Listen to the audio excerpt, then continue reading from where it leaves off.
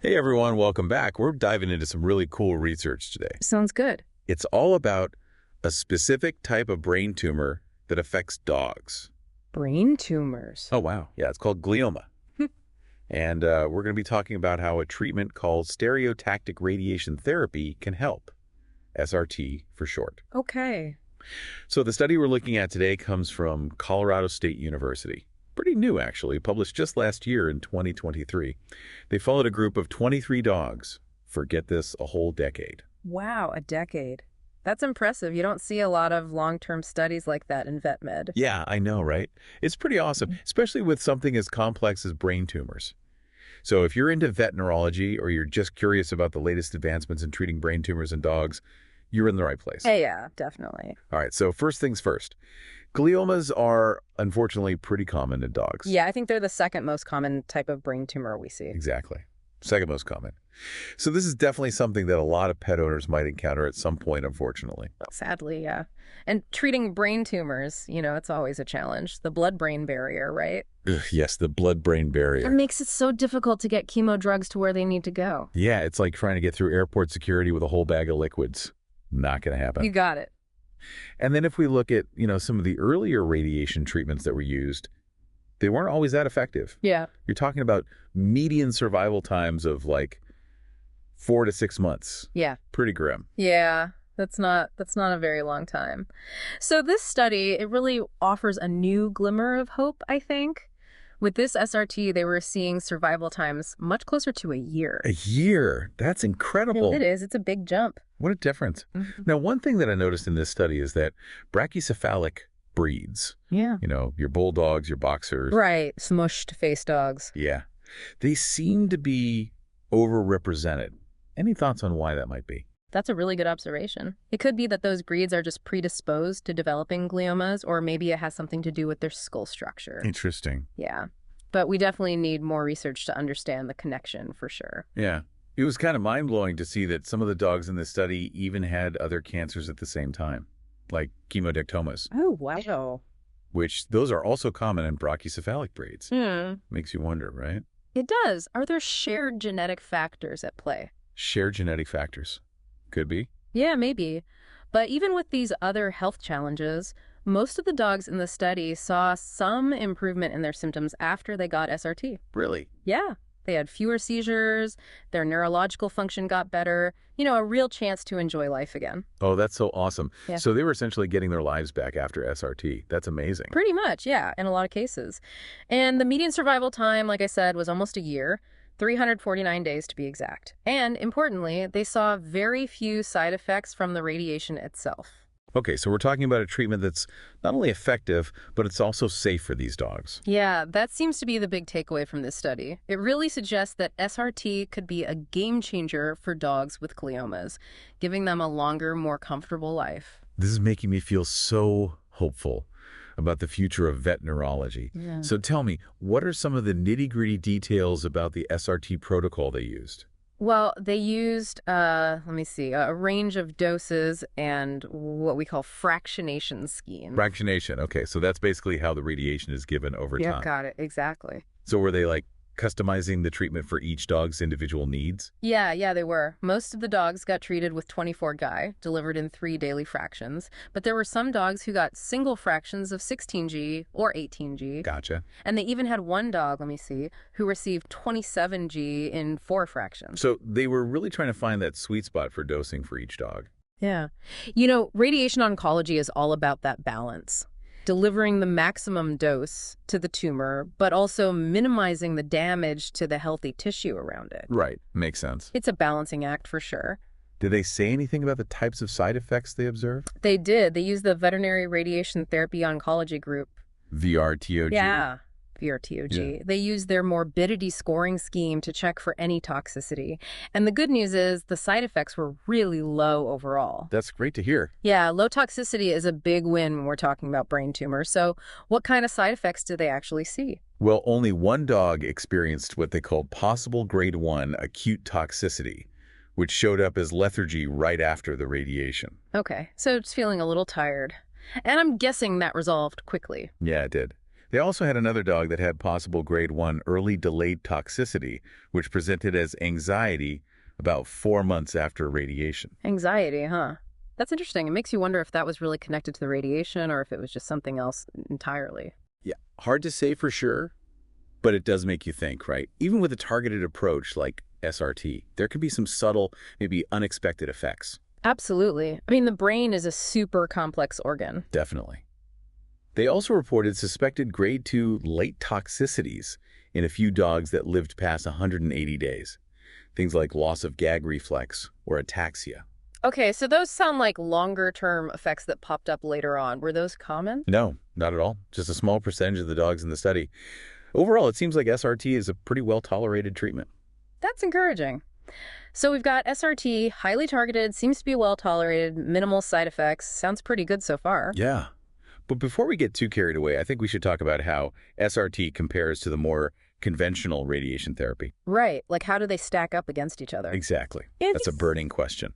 Which approach is really best?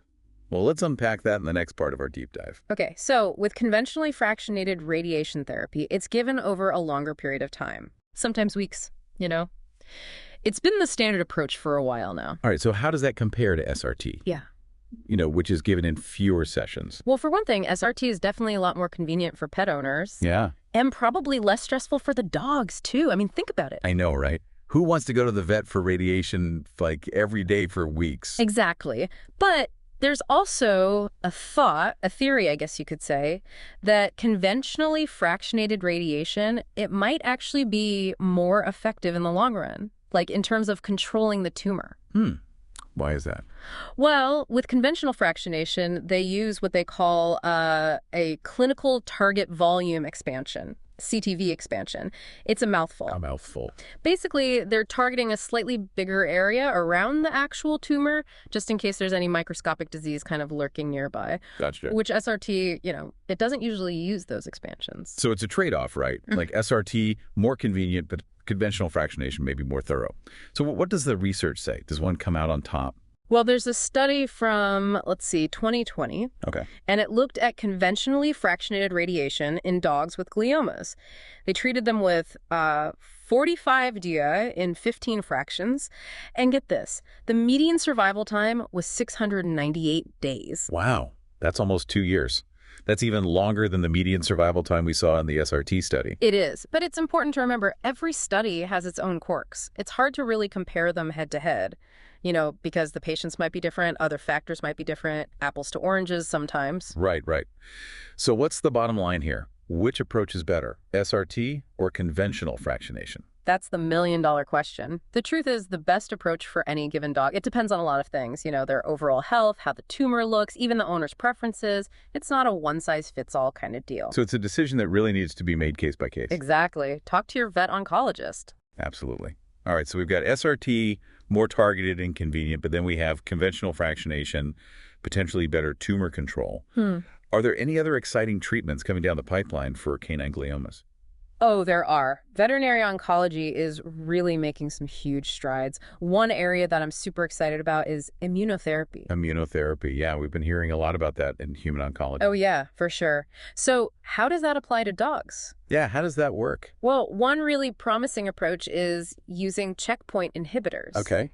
These drugs, they basically take the brakes off the immune system, so it can go after those cancer cells with everything it's got. So like giving the immune system a boost. Yeah, exactly, like putting it on beast mode. Yeah. There's actually a study in dogs with gliomas that combined a checkpoint inhibitor with a tumor lysate vaccine. Okay, now I'm really intrigued. What in the world is a tumor lysate vaccine? It's a vaccine that's actually made from the dog's own tumor cells. So it's like training the immune system to recognize and attack those specific cancer cells.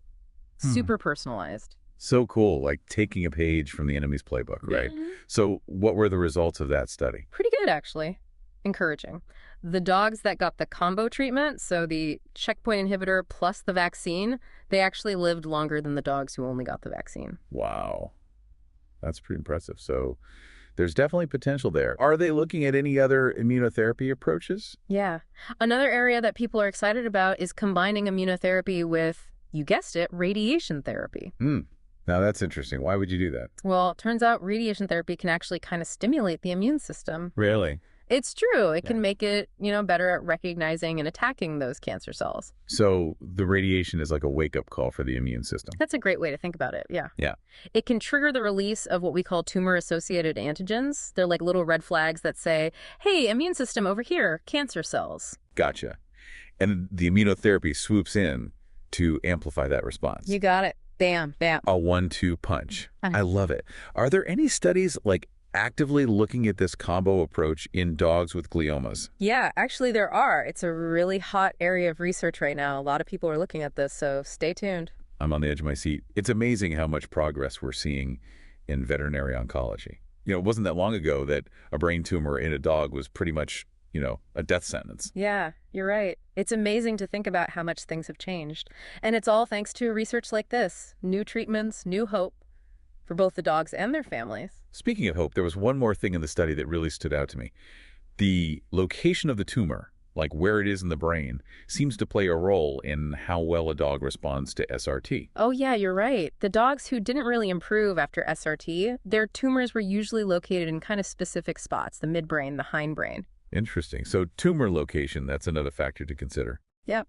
It makes sense though, right? I mean, we see that in human oncology too. Some tumors are just nastier, more aggressive, harder to treat, depending on where they start. Makes sense. Yeah. It really highlights how complex these tumors are. Yeah. And how important it is to tailor treatment to each individual dog. Absolutely. No two tumors are exactly alike. Well, I think we've covered a ton of information today. We talked about the challenges of treating canine gliomas, all the potential of SRT, the pros and cons of different radiation therapy approaches, and even the fascinating world of immunotherapy. Wow. Yeah, it's been a great deep dive, a lot to think about. And I think the biggest takeaway is that there's hope for dogs with gliomas. We're really making progress. And it just shows how interconnected human and animal health really are. One health in action. Love it. Okay, so where do we go from here? What are like the big questions that still need answers? Well, we talked about immunotherapy, super promising, right? But how can we make it even better? How can we optimize these treatments, make them more effective? And can we find new ways to target the glioma cells more precisely so we can minimize those side effects even more? Right. And I wonder, can we find biomarkers, things that tell us in advance which dogs will respond best to which treatments? Oh, yeah.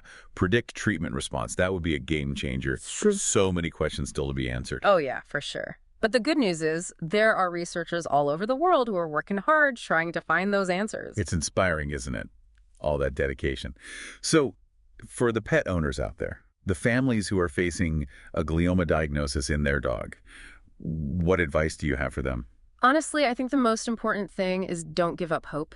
We are learning so much about these tumors, and there are treatment options out there that can really make a difference. That's got to be reassuring to hear. It is. And find a veterinary oncologist who you really trust, someone who can walk you through all the options. Because every dog is different. There's no one right answer for everyone. So personalized medicine. Absolutely. That's the future. And don't be afraid to ask questions. The more you know about your dog's condition and the treatments, the better decisions you can make. Be your dog's advocate. Love that. Knowledge is power, right? Yes. Well, I feel like we really dug deep today. Any final thoughts you want to leave us with? Just stay curious. Veterinary neurology is constantly changing. New discoveries all the time. So stay informed, stay engaged, and keep fighting for your furry friends. Yes. Keep those tails wagging. Ah. All right, that's a wrap for today's deep dive. Huge thanks to everyone for listening. And to our amazing expert, always a pleasure to pick your brain. Anytime. From Vet NeuroJar, keep those minds inspired, hearts light, and tails wagging.